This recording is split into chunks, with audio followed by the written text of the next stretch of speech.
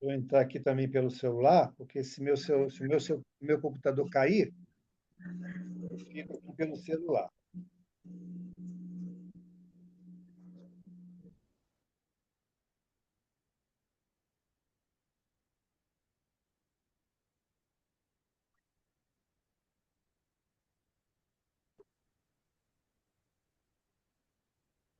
Bom, pessoal, eu vou pedir.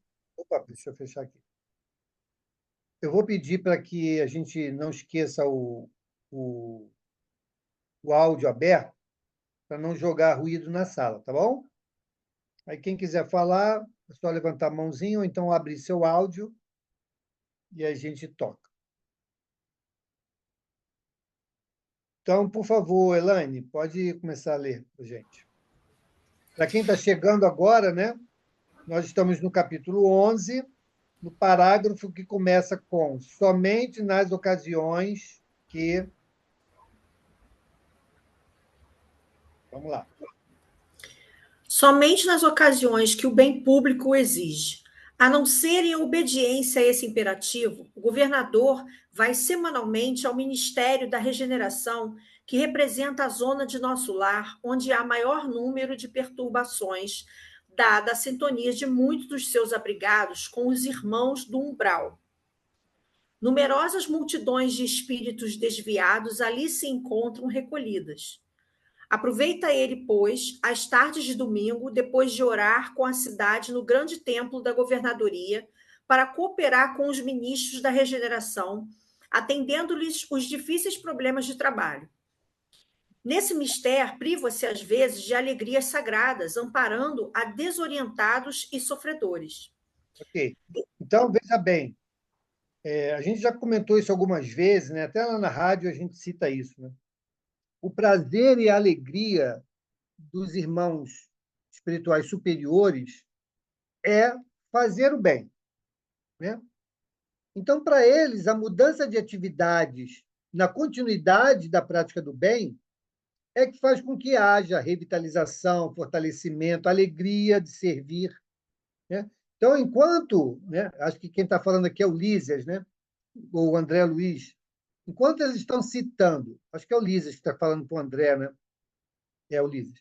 Então, enquanto o Lísias, né, ainda tem necessidade, talvez, desse descanso, dessas férias, né, já o ministro não. Ele não vê necessidade de usar o tempo que ele tem em algo que seja um favorecimento pessoal. Ele entende que a melhor maneira dele usar o seu tempo, ou seja, o tempo livre que ele tem, é mudando de atividade na continuidade do trabalho no bem. Hoje em dia, a gente ainda tem essa necessidade. Ah, vou tirar férias, preciso de férias. Né? E aí, vamos às férias, é muito justa. Mas nós chegaremos a determinados estágios evolutivos em que as nossas férias será apenas a mudança de atividade na continuidade do trabalho no bem. Né? Algo muito de uma expectativa grande, né, para muitos de nós, que está distante ainda de nós, mas que estamos vendo aqui, não só nessa obra, mas em outras obras, cita-se a mesma coisa, né, onde irmãos desse padrão espiritual já não enxergam o uso do seu tempo que não seja aplicado em uma atividade no bem.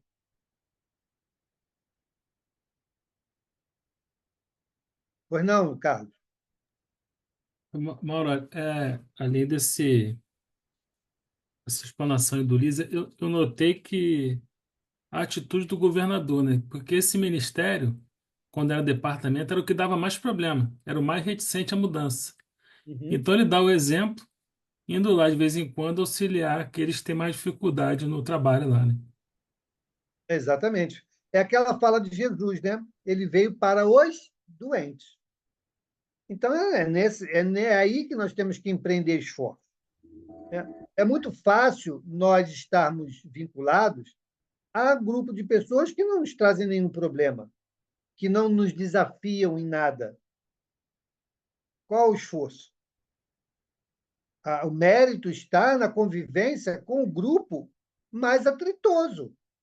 É natural. É onde nós vamos ter todas as condições para desenvolvermos as nossas virtudes. Paciência, tolerância, caridade, humildade, fraternidade, todas as virtudes só podem ser adquiridas no atritamento que nos proporcione reflexão, mudança de atitude e sublimação de sentimentos. Se nós não estivermos inseridos nesse contexto, o que estamos fazendo? Né? Então, é muito assertiva essa posição dele. Tudo bem? Vamos adiante. Deixara-nos o aeróbus nas vizinhanças do hospital, onde me aguardava o aposento confortador. Em plena via pública, ouviam-se, tal qual observara à saída, belas melodias atravessando o ar. Notando minha expressão indagadora, Lísias explicou fraternalmente. Essas músicas procedem das oficinas onde trabalham os habitantes de nosso lar. Após consecutivas observações, reconheceu a governadoria que a música intensifica o rendimento do serviço em todos os setores de esforço construtivo. Desde então, ninguém trabalha em nosso lar sem esse estímulo de alegria. Nesse ínterim, porém, chegáramos à portaria. Atencioso enfermeiro adiantou-se e notificou. Irmão Lísias, chamam-no ao pavilhão da direita para serviço urgente. O companheiro afastou-se calmo, enquanto eu me recolhia ao aposento particular, repleto de indagações íntimas. Ok. Aqui é um fato de relevância, ele citar aqui a questão da música, né? A gente sabe que todos os recursos que nos auxiliem na nossa concentração, na nossa fixação em aquilo que estamos fazendo, na serenidade dos nossos pensamentos, na atividade que desenvolvemos, é útil, né? E a música, ela é um desses instrumentos. Ela ajuda, com certeza, né, em alteração do nosso estado emocional e vibratório, com certeza. Basta que nós possamos aí, dentro das nossas playlists, qual é o estilo de música que nós escolhemos para determinada atividade. Se eu vou malhar, eu vou botar ali uma música de ambientação? Não vou. Vou botar uma música que me ajude na agitação. Né? O contrário é a mesma coisa. Se eu quero me fazer um momento de reflexão, um momento né, de maior introspecção, não vou botar uma música agitada. Eu vou botar uma música mais calma, que me ajude na indução desse estado que eu espero alcançar. Mas não é ela que faz a alteração do estado. Ela me ajuda na indução, no reposicionamento, né? Nessa situação em que eu busco maior tranquilidade ou maior celeridade naquilo que eu vou fazer. Mas não é ela que vai estabelecer o estado. Ela apenas é um instrumento para. Né? Isso é muito importante da gente entender o porquê isso é utilizado. Na nossa casa, usamos muito a música. Né? A música na ambientação, a música na sustentação, com este propósito, né? De promovermos uma psicosfera ambiente que favoreça aqueles que lá estão numa maior reflexão, né? Numa maior introspecção, né? Colocando um pouco de canto aquilo que trazemos do dia a dia, né? Para que naquele instante ou naqueles instantes nós possamos estar ali mais equilibrados, mais serenos, né? Voltados, então, para o propósito daquele encontro. Beleza? Tudo bem? Mais alguém? Diga, Wagner. Isso aí, Mauro, me lembra o Mileco. Não sei se você conheceu, Luiz Antônio Mileco. Conhecia. Que era musicoterapeuta. E ele sempre falava isso, que a pessoa chegava agitada lá no consultório, do dia a dia, correndo, tá?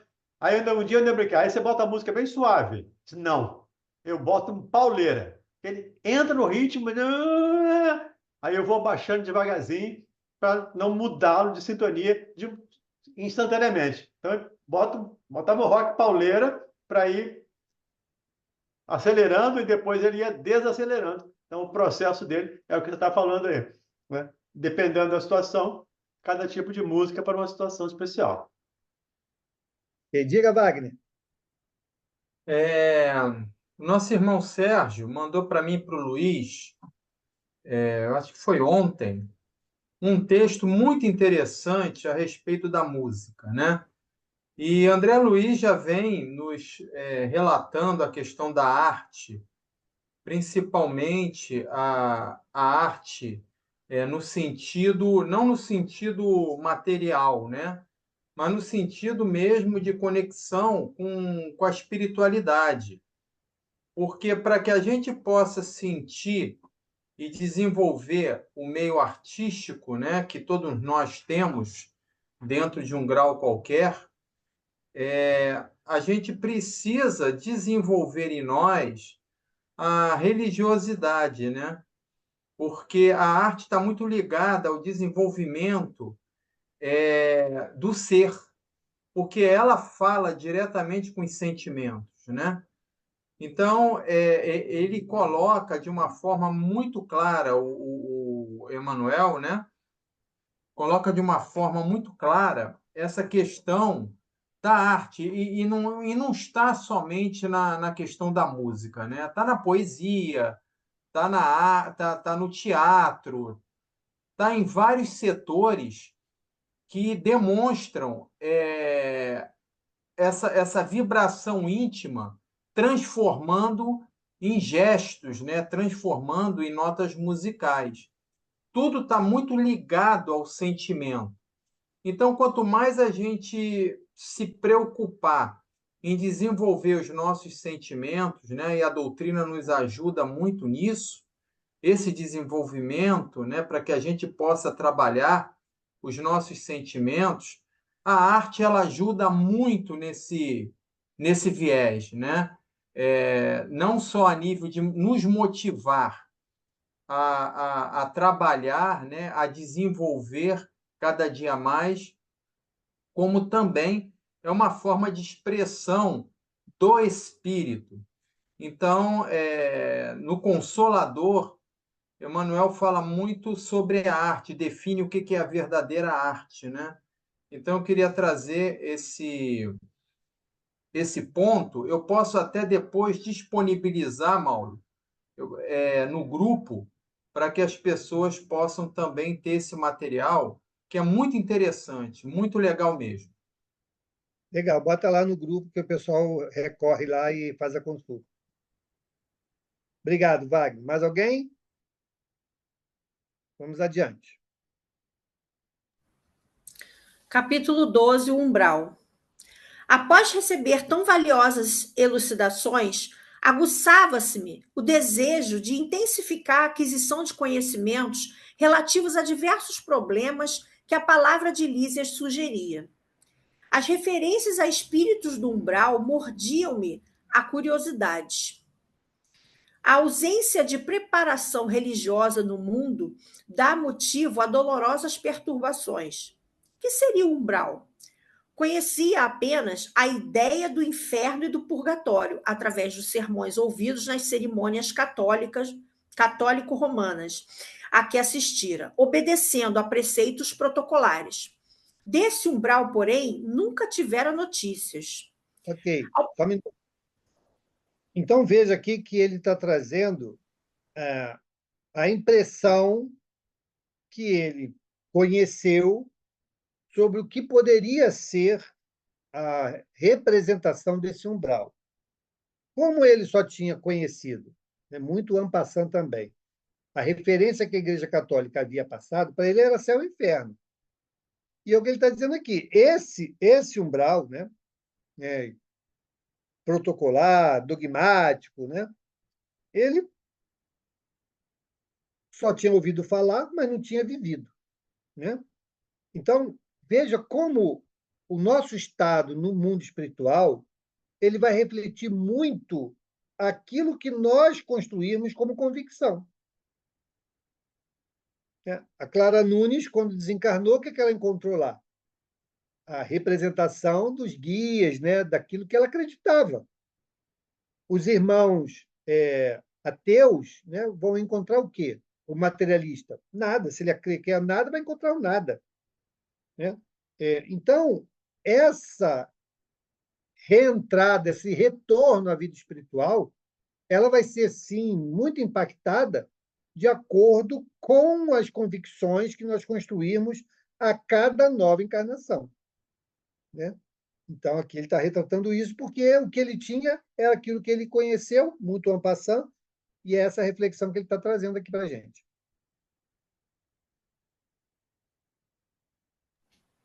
Vamos em frente. Ao primeiro encontro com o generoso visitador, minhas perguntas não se fizeram esperar. Lísias ouviu-me atencioso e replicou: Ora, ora, pois você andou detido por lá tanto tempo e não conhece a região? Recordei os sofrimentos passados, experimentando arrepios de horror. O umbral, continuou ele, solícito, começa na crosta terrestre.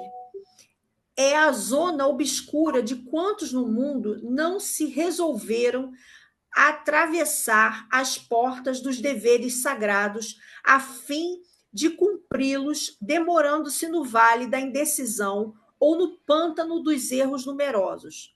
Ok, só um minuto. Aqui tem uma coisa importante. Veja que ele, Lísias, quando explica, ele não fala num lugar circunscrito, né? Ele fala que é aqui, ó, começa na crosta terrestre. Então, nas regiões mais próximas é onde estão quem? As vibrações mais densas. As vibrações mais densas são caracterizadas pelo quê? Pelos espíritos de maior endividamento. Então, essa aglutinação, esse agrupamento de irmãos espirituais reticentes nas escolhas infelizes constitui o agrupamento desses espíritos que se dá o nome, então, de umbral. Beleza? Então, de novo, aqui não há nenhuma contradição no que explica a doutrina espírita. O umbral é um estado de consciência. Esse estado de consciência perturbado, junto com outras consciências perturbadas, formam, então, aquele grupo de espíritos sofredores. Então, não há ali uma porta escrito, aqui começa o umbral. Não. Umbral é a condição. E essa condição, somada a tantos outros com a mesma condição, formam essa população espiritual que está no estado de umbralidade. Beleza? Vamos adiante. Outra coisa que ele fala aqui que é importante, ó. Ele fala aqui no finalzinho, ó, demorando-se no vale da indecisão ou no pântano dos erros numerosos. Essa é a condição. Por que o André Luiz ficou lá tanto tempo? Primeiro, que ele não sabia do que estava acontecendo. Não tinha nenhuma referência sobre a questão espiritual. Não tinha também valores que o ajudassem, né? Então, ficou lá até que ele tivesse uma condição que o permitisse ser recolhido. Ele não saiu do umbral por mérito, não, pessoal. Ele saiu porque chegou num estado tal de sofrimento que ele fez pela primeira vez uma prece honesta. Então, ele mostrou que, opa, esse está na condição de ser resgatado. Okay? Ele não se sublimou lá e isso fez com que ele fosse para o nosso lar. Não. Ele continuou sendo um espírito sofredor, um espírito endividado, porém arrependido, porém desejoso verdadeiramente de auxílio. Então, foi auxiliado. Ok? Entendemos isso aí? Vamos adiante. Então, Pedro Céu levantou a mão aí. Pedro, Coronel Pedro. Oi, Mauro, boa noite. Esse tanto tempo aqui que não me encaixou muito bem, porque tanto tempo para a gente cabe para. É uma maneira de pensar. Um tempo muito longo. E do jeito que ele fala aqui, é o mesmo da mesma maneira como nós pensamos aqui, já que o mundo espiritual tem um tempo diferente do nosso. Como é que a gente pode entender isso aí? É diferente, mas é tempo. Pois é, A mas ele lógica fala em permanece a mesma. tanto tempo, né? Então, a lógica permanece a mesma. Se lá é 1 minuto e esse 1 minuto corresponde a 1000 anos para a gente, é só a relatividade do tempo, mas o tempo existe. É só a gente fazer o seguinte: pega uma moeda, uma moedinha, 10 centavos, estica a mão e sustenta ela no alto. Vai chegar um momento que os segundos vai ser um sofrimento terrível, porque aquilo vai pesar tanto que a gente não aguenta mais, né? A Exato. relatividade do tempo. Então, dependendo do quanto estamos em estado de sofrimento, o tempo se torna cada vez mais angustiante. Se não importa se é 1 segundo, se é 1 minuto, se é 1 hora, se são 10 anos. Né? Agora, o que vai determinar eu me manter nessa situação é o que ele disse aqui: é a nossa indecisão e a consequência dos nossos erros numerosos.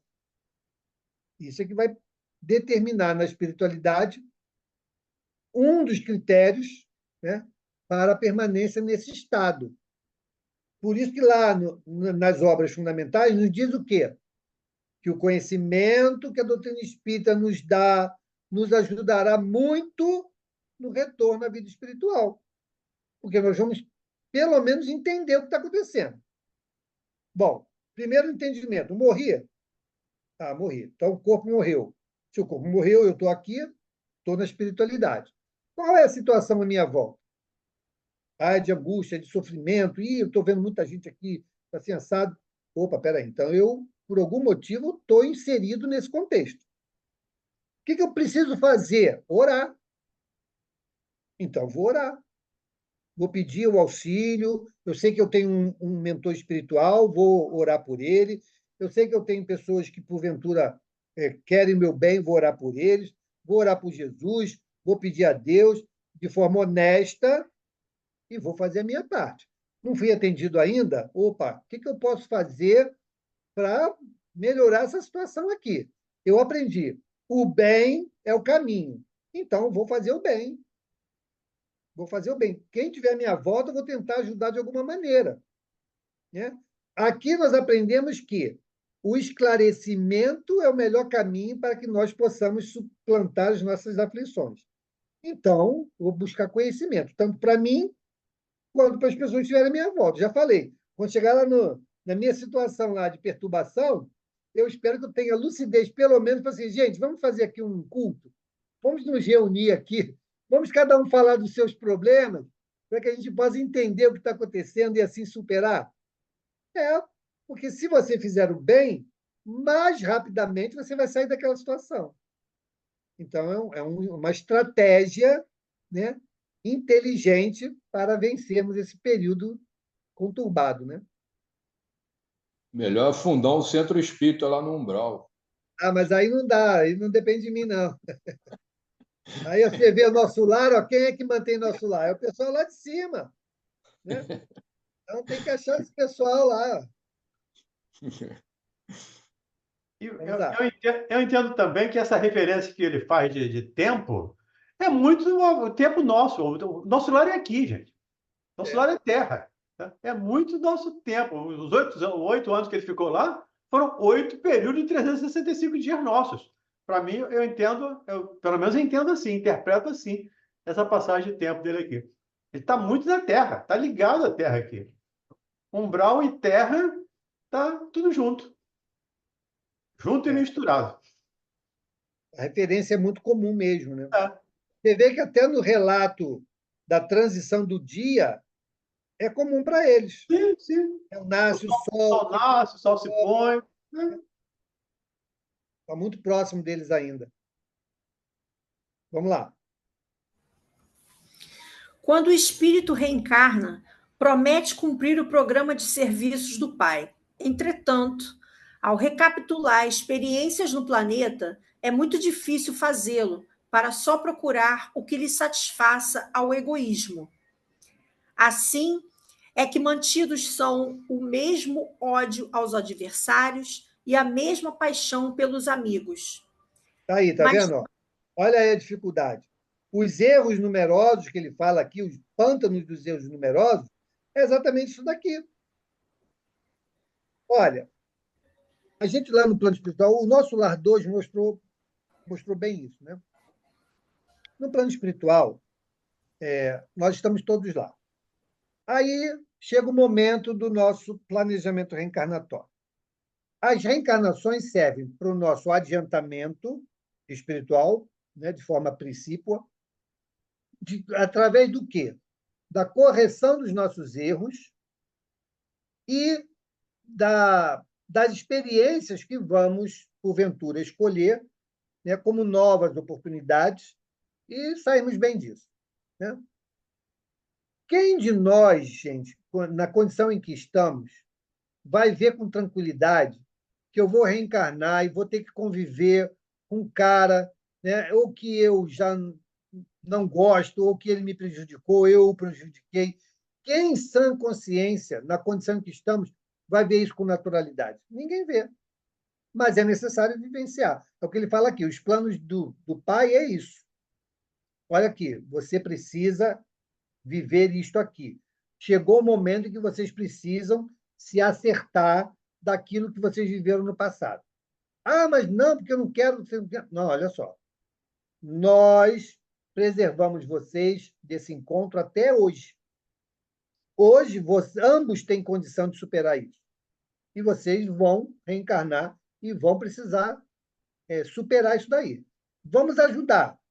Ah, você vai ser filho, ou você vai ser mãe, vai ser pai, vai ser irmão. Ou essa arrumação, eles vão, dentro da melhor composição, apresentar para a gente. Ah, então tá. Ah, não, e ainda por cima, tá vendo essa pessoa que você gosta tanto? Essa pessoa vai ser aquela que vai te inspirar nessa encarnação. Ah, agora eu estou mais satisfeito, estou mais seguro, porque fulana vai ser minha orientadora. Beleza, encarna. Aí vem o quê? Esquecimento. Quem vai falar mais alto? Essa lembrança ou os nossos impulsos que ainda vivem dentro de nós? Os Nossas impulsos, tendências. né? As tendências, nossas mais inclinações. Isso que vai gritar. Então, se a gente não tiver muito imbuído desse processo de mudança, é o que ele está dizendo aqui, ó. Assim é que mantidos são os mesmos ódios aos adversários e a mesma paixão pelos amigos. Por quê? Por que eu mantenho o ódio? Porque aquele sentimento ainda está em mim. Eu não reclamei lá no mundo espiritual que não queria, né? Mas fui convencido. Ser convencido não significa que eu mudei o meu estado de ânimo em relação àquela pessoa ou situação. Eu tenho que empreender esforço para poder mudar essa minha forma de enxergar. Aí sim, aí nós vamos, de alguma maneira, vencer isso. Por isso, nós temos, nessa composição que a misericórdia divina vai oferecer, a melhor opção. Então, ela vem como mãe. Quem é que não vai amar a mãe? É a mãe que dá carinho, que dá comidinha, que cuida, né? Que protege. Mas a gente esquece que aquele pode ter sido o inimigo do passado, que revestido do amor maternal, né? Por aquela situação instintiva, daquela lei natural de preservação, né? De cuidar da prole, a gente demonstra ali, desenvolve, exercita esses sentimentos.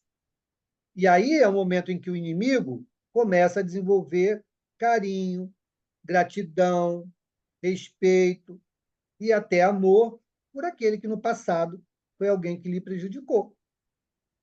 Essas são as ferramentas, né, que a misericórdia utiliza. Mas, mesmo assim, é certeza de sucesso? Não. Quantos desajustes nós encontramos, mesmo dentro do seio familiar? Muitos. Por quê? Porque é o que ele fala aqui. Muitas vezes, as nossas questões do passado estão gritando. E nós, talvez, estamos aí por desconhecimento ou por falta de empenho, nos aplicando aí nessa reforma, né? Nessa reforma tão necessária. Diga, Wagner. Normalmente, quando o inimigo, né, se a gente está encarnado e o inimigo ainda se encontra na erraticidade, para o inimigo ele está vivenciando todo aquele ódio da época em que um de nós fomos os algozes, né? Para que ele ainda crescesse nele o sentimento de ódio. Cabe a nós mudança de atitude para que ele possa perceber que nós mudamos, né? Que nós não somos mais da época que a gente teve esse relacionamento conturbado. A gente tem um exemplo aí do Divaldo, né, com a máscara de ferro, que a máscara de ferro só convenceu que o Divaldo mudou, né?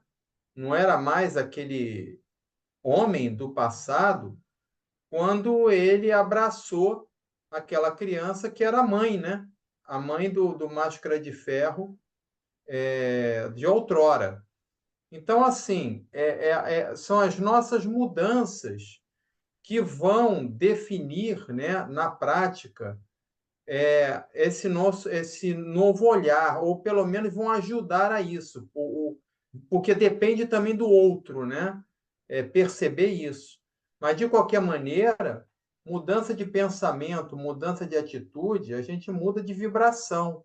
Então, certamente, se o outro não perceber isso, certamente ele não vai estar na mesma sintonia que nós, porque nós já estamos em outra vibração. De qualquer maneira, a atitude sempre tem que partir de cada um de nós, né? Para que as coisas possam mudar. Perfeito, obrigado. Podemos seguir? Vamos lá. Mas nem o ódio é justiça, nem a paixão é amor. Tudo o que excede sem aproveitamento prejudica a economia da vida. Pois bem, todas as multidões de desequilibrados permanecem nas regiões nevoentas que se seguem aos fluidos carnais. O dever cumprido é uma porta que atravessamos no infinito, rumo ao continente sagrado da união com o Senhor. É natural, portanto, que o homem esquivo à obrigação justa tenha essa bênção indefinidamente adiada. Ok. Então, está aqui, ó. De novo, ele fala, né, que, de fato, ódio não é justiça, ou seja, vingança nunca será justiça, né? E nem paixão é amor. Né? Então, ele fala exatamente para que a gente possa equilibrar, né? Entender e equilibrar essas emoções que surgem naturalmente, principalmente quando ainda somos muito materializados. Mas ele fala aqui uma coisa mais importante ainda. Ele fala aqui, ó, todas as multidões de desequilibrados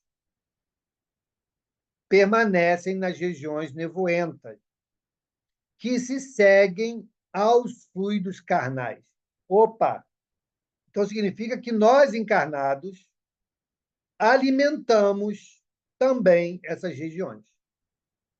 Não são apenas fruto dos nossos irmãos desencarnados com as suas impregnações de pensamentos equivocados, consequência das ações.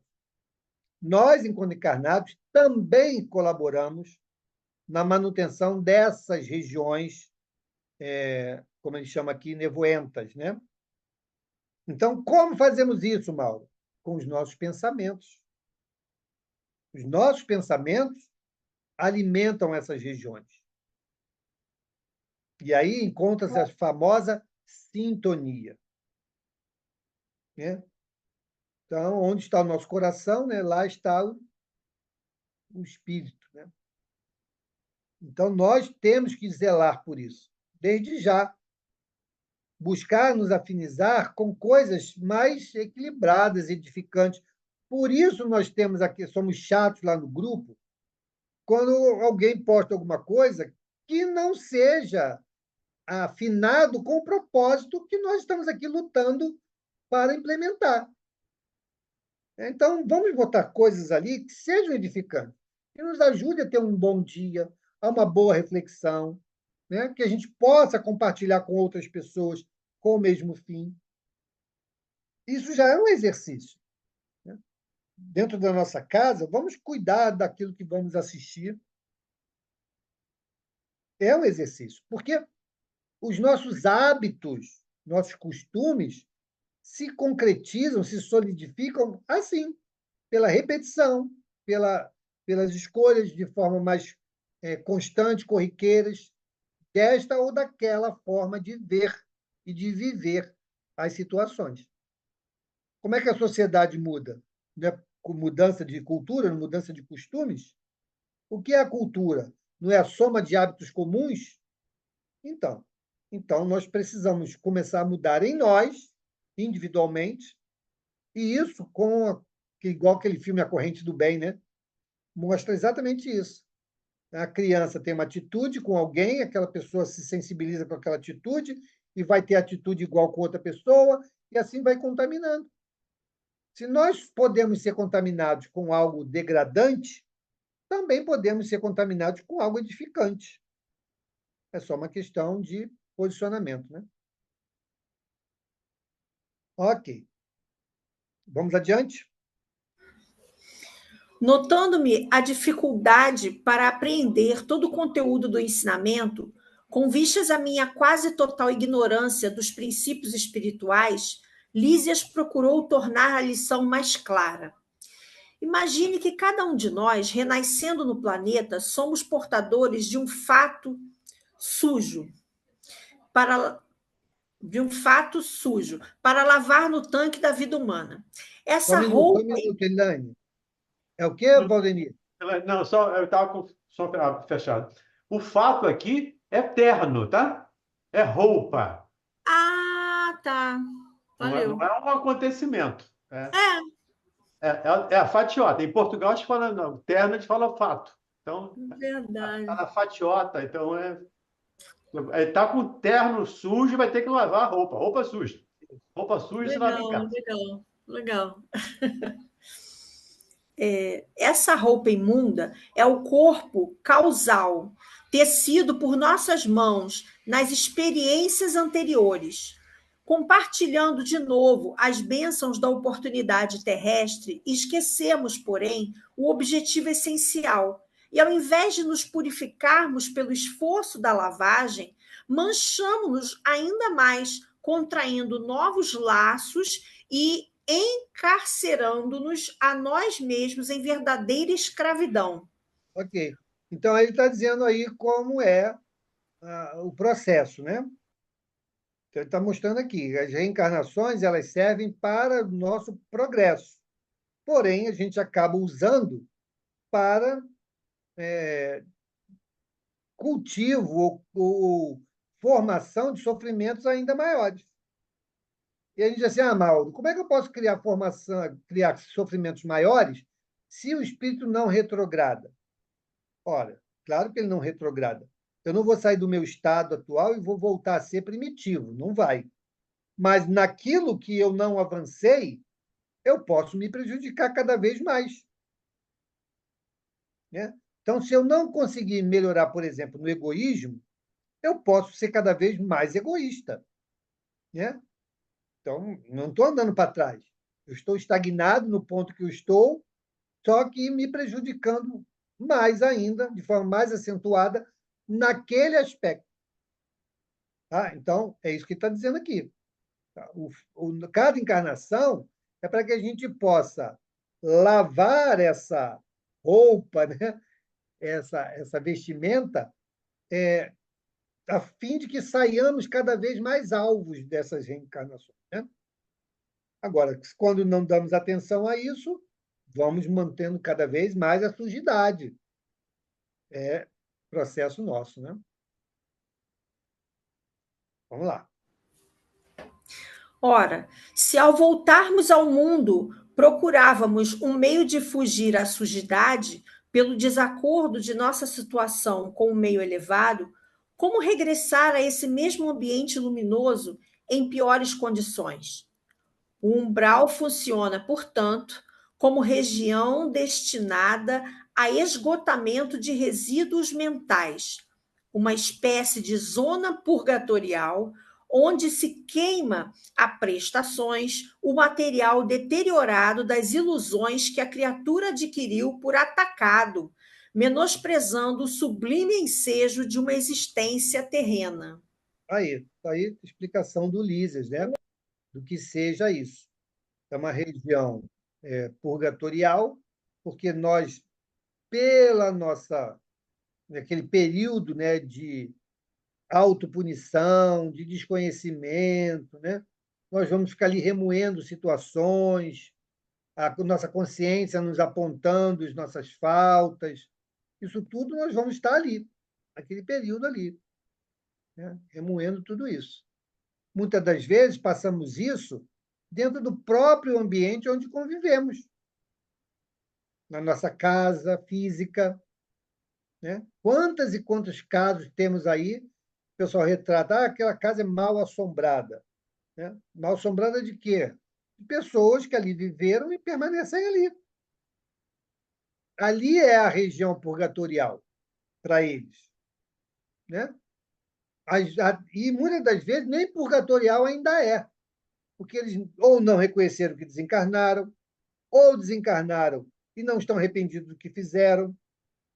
Né? Então, o processo começa quando, de fato, nós reconhecemos os erros que cometemos. Aí começa o processo de sofrimento. Olha o Daí exemplo. o autoconhecimento. Exato, Acho que estudamos no livro do Espírito agora há pouco. exato. Olha lá o Tomás de Torquemada. 420 anos na espiritualidade, sem reencarnar.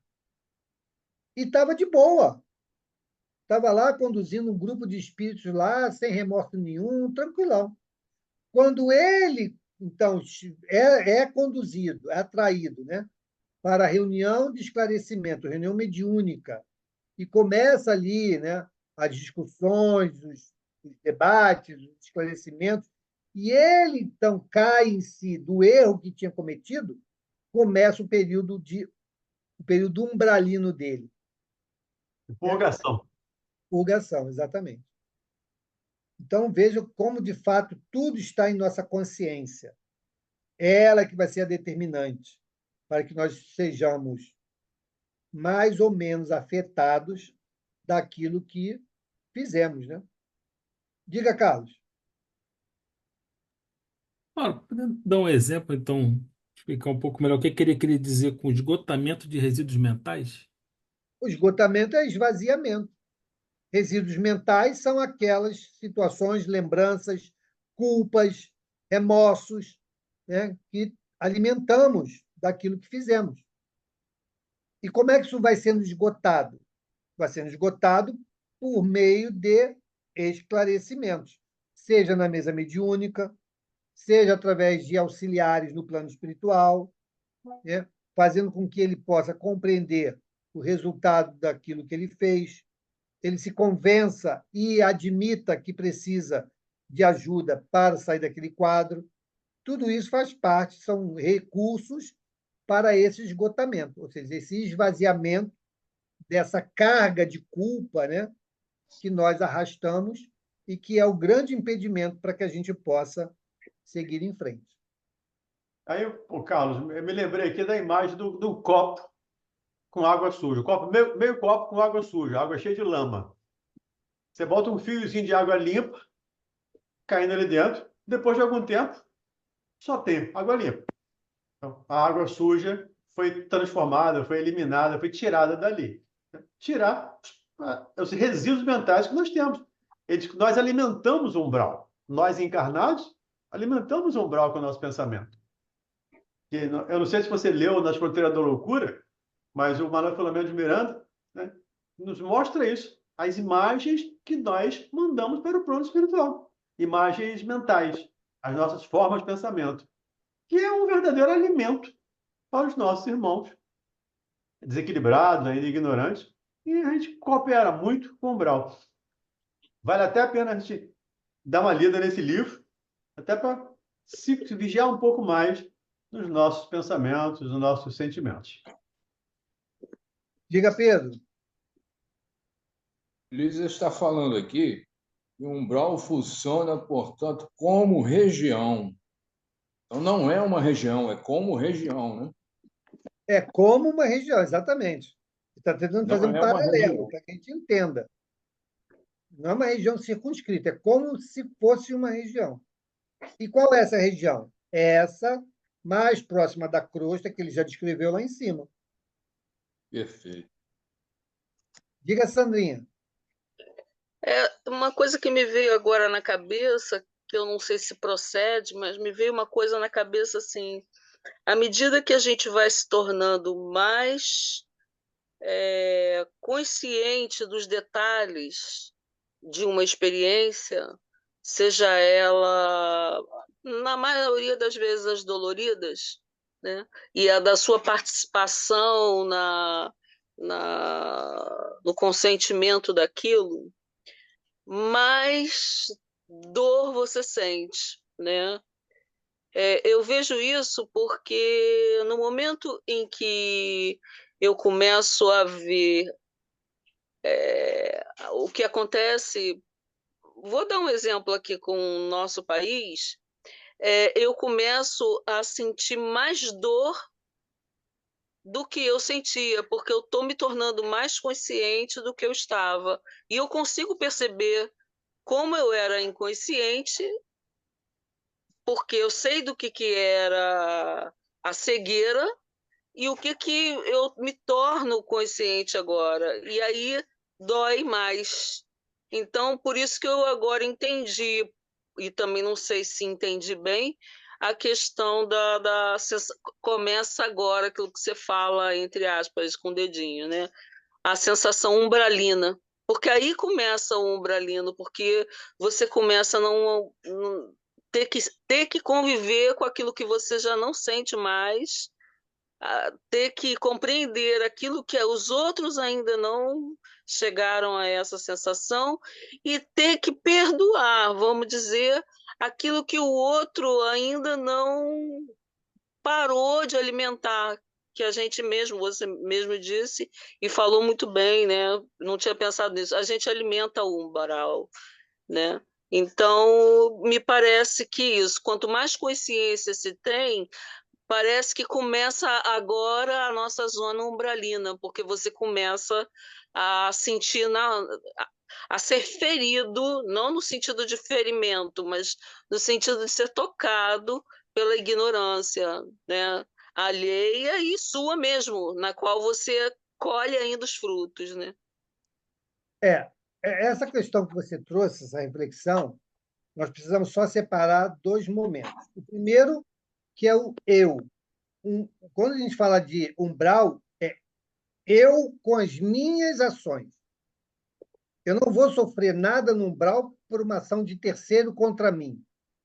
Eu vou Entendi. sofrer, sim, como reflexo daquilo que eu fiz, daquilo que eu pensei, daquilo que foi resultado da minha ação. E isso é o que nós vamos viver nesse período que a gente rotula como umbral, né? Então, o que você trouxe já é uma etapa depois de expurgado, depois de compreendido, depois de já ter entendido o meu processo, eu começo a fazer associação daquilo que eu participei, que pode ter contribuído diretamente para as minhas escolhas ou não, mas é um passo depois. Esse primeiro passo que nós estamos analisando aqui é o despertar do eu. Como eu retorno ao mundo espiritual? Por que eu passo por determinados sofrimentos?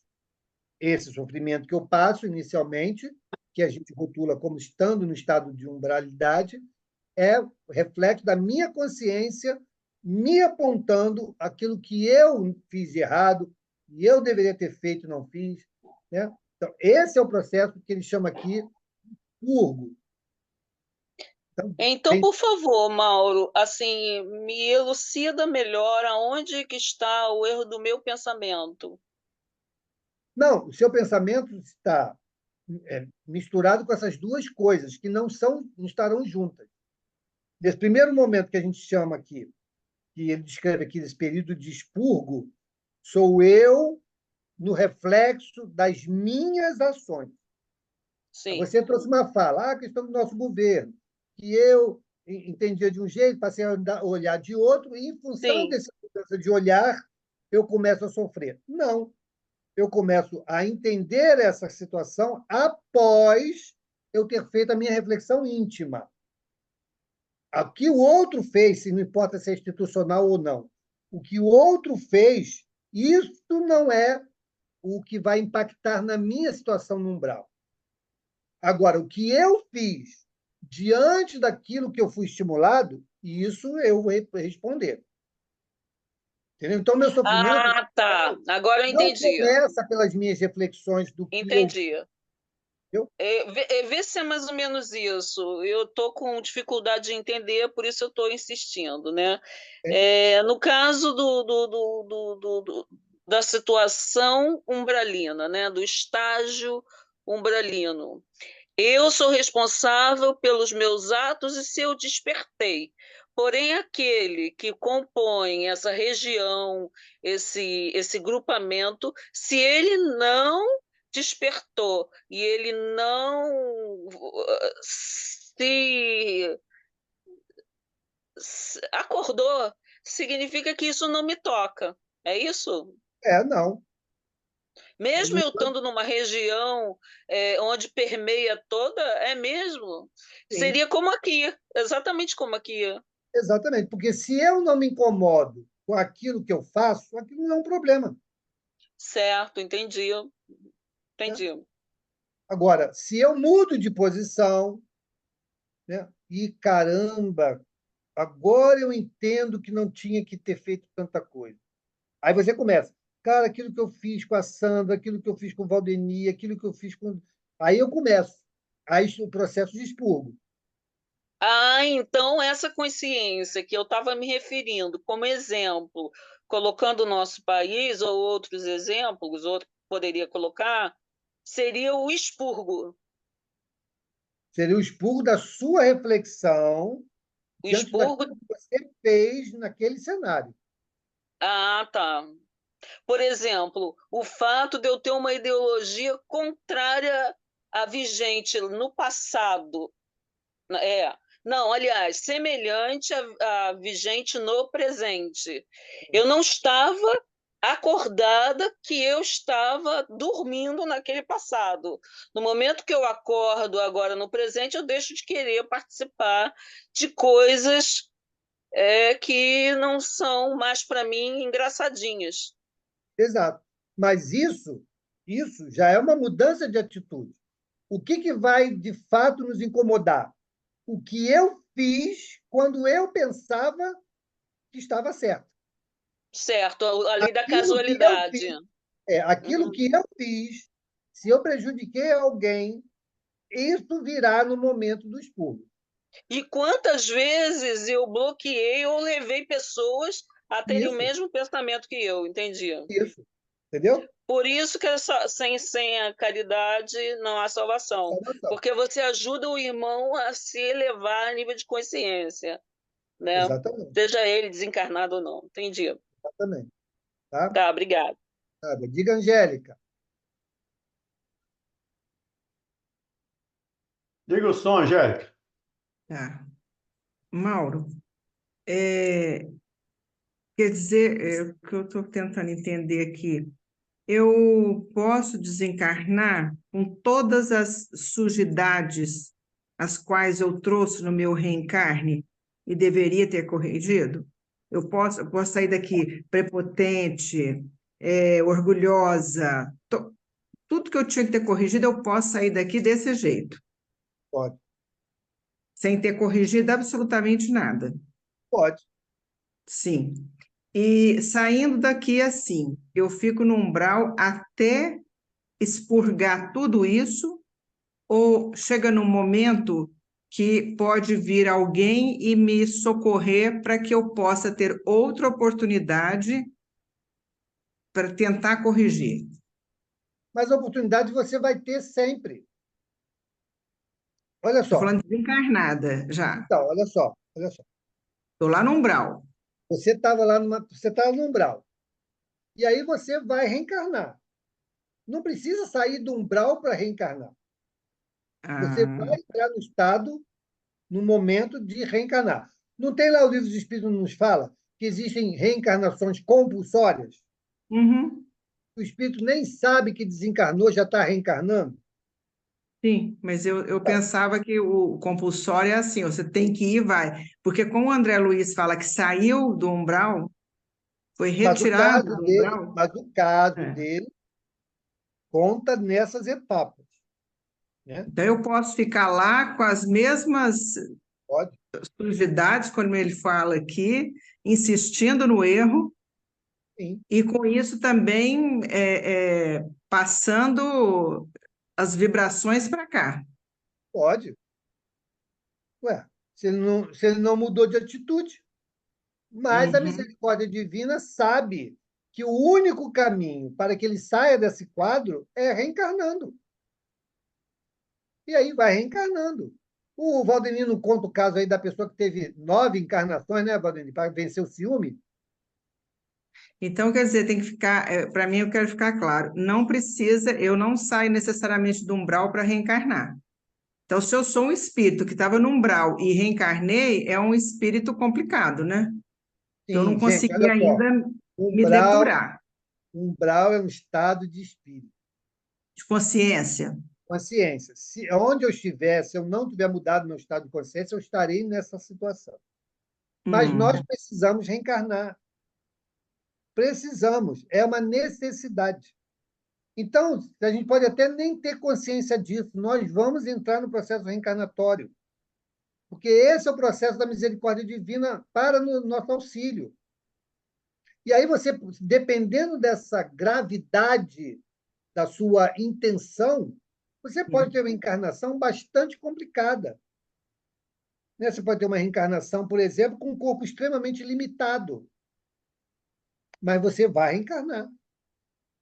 E é sim. aí que você começa a quebrar essas más intenções. Porque você vem no corpo limitado, naquela encarnação você não vai fazer coisa nova. Né? Mas vai receber carinho, vai receber, né, a atenção das pessoas, vai receber as instruções que você vai continuar ouvindo, mas num corpo que vai te impedir de fazer novos erros. Pode Aí, vir com deficiência mental para não fazer tanta maldade com a inteligência, né? Como exatamente. está Aí você vai acontecendo. e desencarna. Uhum, Nesse desencarne, você não fez o bem, beleza, mas também não fez mais nenhum mal. Você já uhum. deu uma freada. Aí vem no mal, aí vamos lá. Aí as consequências. Aí, gostou dessa encarnação? Não, foi muito difícil, não pode, não quero mais. Ah, então, se você não quer ser assim, você precisa adotar uma nova atitude. É, porque ele deixou de fazer o mal, talvez, porque estava limitado, né? Sim, mas é Não é um freio. garantia de que. É um freio. É o freio que a misericórdia divina tem. Não Uhum. vi o caso lá do cara que veio mudo, com o braço remido, perdeu a perna e ia perder a outra só para quebrar o ciclo de suicídio? Suicídio. Precisava quebrar. Ele era um suicida recorrente. O que a misericórdia fez? Freia. Vai lá, freou. É a Uhum. demonstração de amor, não é punição, é amor. Ele quer que aquele espírito progrida. Se ele é ignorante, é rebelde, então vamos adotar medidas que sejam mais eficazes com ele, por amor. Entendeu? É. Beleza. Vamos parar aqui então, né? Eu A acho que imagem que a você. Carmen, a Carmen queria falar, e a Carmen? Ah, diga, Carmen. Carmen Vieira? Isso. Pode falar, Carmen.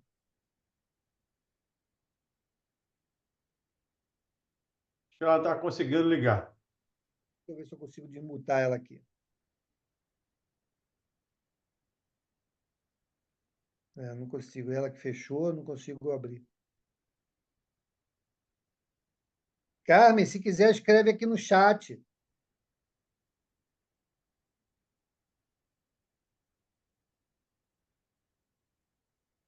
Acho que é.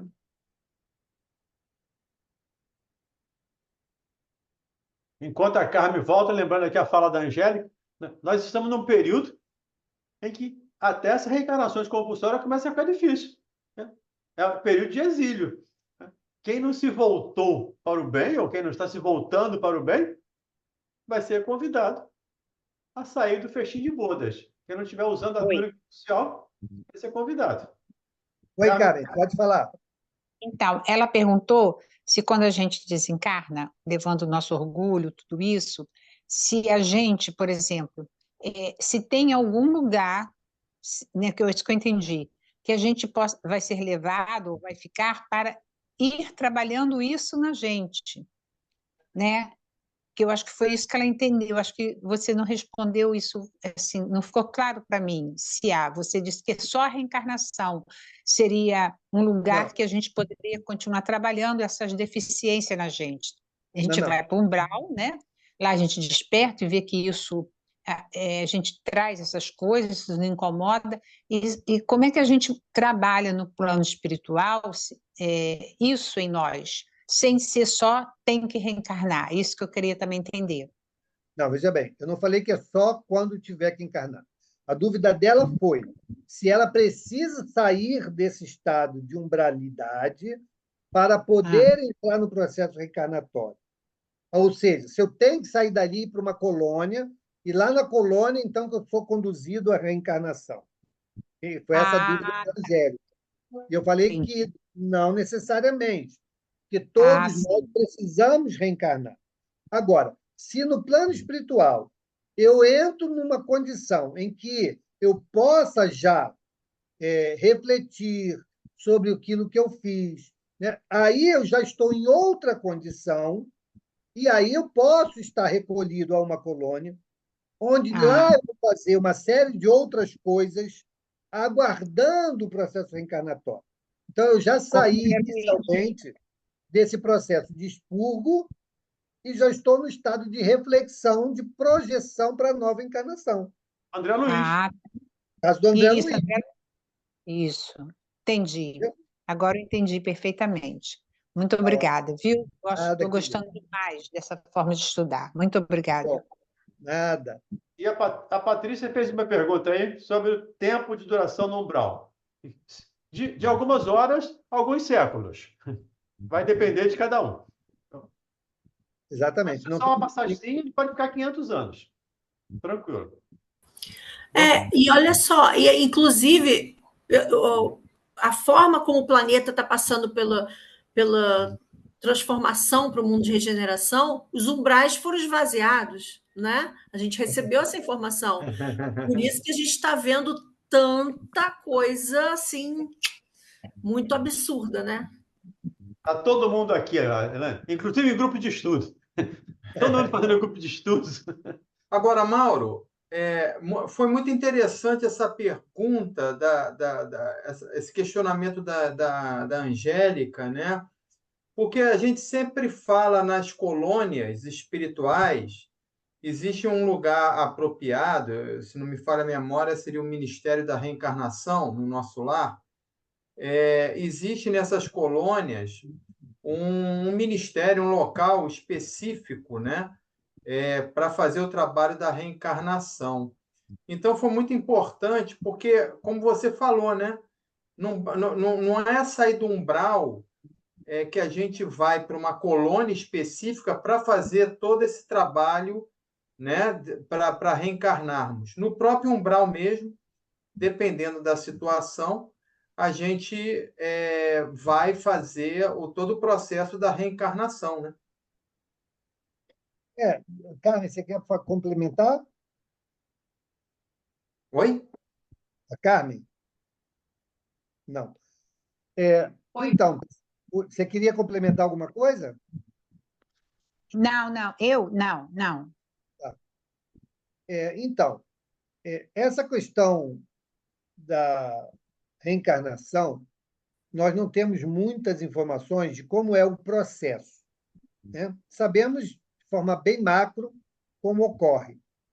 Mas, estando um espírito, por exemplo, relutante no plano espiritual, e ele, mesmo nessa condição, estar ali sendo compulsoriamente encaminhado para uma reencarnação, é razoável pensar o seguinte: bom, espíritos superiores encarregados desse processo podem induzir esse espírito a um estado de sono, né, de magnetização, que permita ele ser menos arredio e ser conduzido ao processo reencarnatório. Se isso tem que ser feito exclusivamente dentro de uma colônia ou não, não sabemos. Agora, o que nós sabemos é porque não é citado nas obras fundamentais, porque se fosse, teria citado, né? E o que nos diz lá é que todos nós precisamos necessariamente da fieira das reencarnações para nos melhorarmos. Ponto. Esse é o ponto pacífico. Então, Sim. e aí a gente vai, né, estudando, vamos aí nos associando aos relatos dos irmãos espirituais, isso vai nos ampliando esse cenário, né? Então, se há encarnação compulsória, e isso está na doutrina, há reencarnações compulsórias, se há reencarnação que é compulsória, o espírito não está ali desejoso dessa encarnação, ou nem em condições, né, de escolher aqui, estar ali ou não. Então, Sim. alguém vai fazer isto por ele, vai determinar o momento, a forma e a condição dessa nova encarnação. Então, um espírito nesta condição, dificilmente ele estaria dentro de um processo, de uma colônia com esclarecimento, com lucidez, né? Ele estaria num processo bem mais arredio. Então, é por isso que a gente traz essa reflexão, que é uma reflexão. Tá, pessoal? Sim. Muito bom. Tudo bem? Então, Onde vamos paramos, embora. Elaine? Oi? Onde paramos? A imagem não podia ser mais clara. Isso.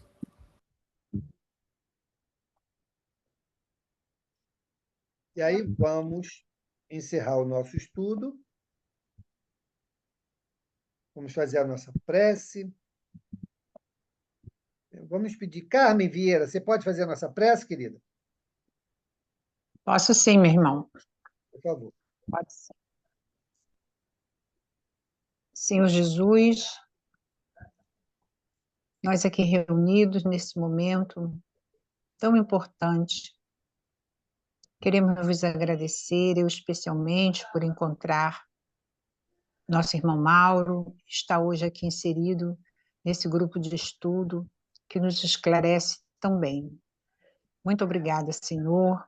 Obrigada por todos os irmãos aqui reunidos, pelo esforço que cada um deles fazem para se melhorarem e serem mais esclarecidos, dividindo esse esclarecimento com todos nós. Muito obrigada.